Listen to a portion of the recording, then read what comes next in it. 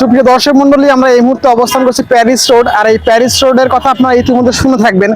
আপনারা বিভিন্ন বড় বড় টেলিভিশনে এবং বিভিন্ন মিডিয়ার মাধ্যমে আপনারা এই প্যারিস রোডের কথা জানতে পারবেন। এই প্যারিস রোড কিন্তু আসলে একটা ভাইরাল একটা রোড। এই প্যারিস রোড কিন্তু কেন্দ্র করে অনেক মানুষের উদ্দীপনা, অনেক মানুষের কৌতূহল সৃষ্টি হয়েছে। আমরা যারই পরিপ্রেক্ষিতে আমরা আজকে এসেছিলাম এই নলডাঙ্গা টু তেঁতুলবাড়িয়া যে রোডটা আছে, সেই রোডের একটা এক প্রান্তে নারকেল জিঞ্জিরা মানে নারকেল গাছের একটা আপনারা ফিল পাবেন। সেই এক প্রায় হাফ কিলোমিটার পর্যন্ত আপনারা নারকেল গাছ পাবেন। এই নারকেল গাছটাকে, এই রোডটাকে একটা আলাদা সৌন্দর্য এনে দিয়েছে। সেই সৌন্দর্যটা আপনি আর কোথাও পাবেন না। এই অনেকেই বলে এটাকে নারকেল জিঞ্জিরা, অনেকে বলে নারকেল বাড়িয়া, বা অনেকে বলে নারকেল গাছের সমারোহ। যে যাই বলুন না কেন, এটার নাম আছে এখন বর্তমান প্যারিস রোড।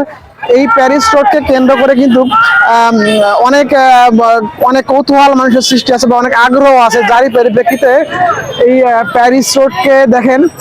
আজকে ঈদের দিন, কিন্তু ঈদের দিনে যে একটা সমারোহ, ঈদ একটা ভাব কিন্তু সেটা বোঝা যাচ্ছে। এখানে প্রায় হাজার হাজার মানুষ এখানে আসছে তাদেরকে ঈদ উদযাপন করার লক্ষ্যে, এবং ঈদের যে একটা খুশি, সেই খুশিকে ভাগাভাগি করার জন্য তারা এই প্যারিস রোডে আসছে। এবং এই প্যারিস রোডের মানুষের যে একটা আলাদা একটা আগ্রহ ছিল, সেটা কিন্তু বোঝা যাচ্ছে। অনেকেই দূর দূরান্ত থেকে আসছে। আমি অনেকের ইন্টারভিউ নিলাম, অনেক কথা বললাম।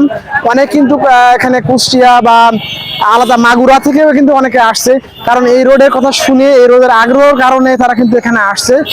আর এই রোডটা কিন্তু আমরা টেলিভিশন দেখেছি, ভারতের একটা চ্যানেলেও কিন্তু এই প্যারিস রোড সম্পর্কে কিন্তু কথা বলা হয়েছে। যার কারণে আমরা চাই যে প্যারিস রোডের সৌন্দর্য দেশে বিদেশে সব জায়গায় প্রায় ছড়িয়ে পড়ুক।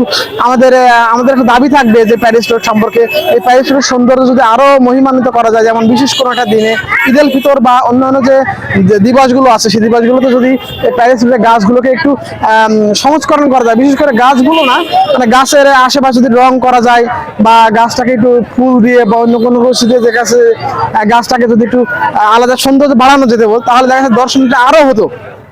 তবে আমরা আশাবাদী এই কাজগুলো দেখাচ্ছে এখানকার যে স্থানীয় সংসদ সদস্য আছে বা চেয়ারম্যান আছে, মেম্বার আছে, তারা যদি একজোট হয়ে বা গভর্নমেন্ট যদি এটাকে জাতীয় ঐতিহ্য হিসেবে যদি বিবেচনা করে এই প্যারিস রোডটাকে আলাদা একটা সৌন্দর্য দেয়, তাহলে দেখা যাচ্ছে যে এই প্যারিস রোডটা কিন্তু আসলেই অনেক বলা যায় যে আন্তর্জাতিক পর্যটন কেন্দ্র হিসেবে বিবেচিত হবে।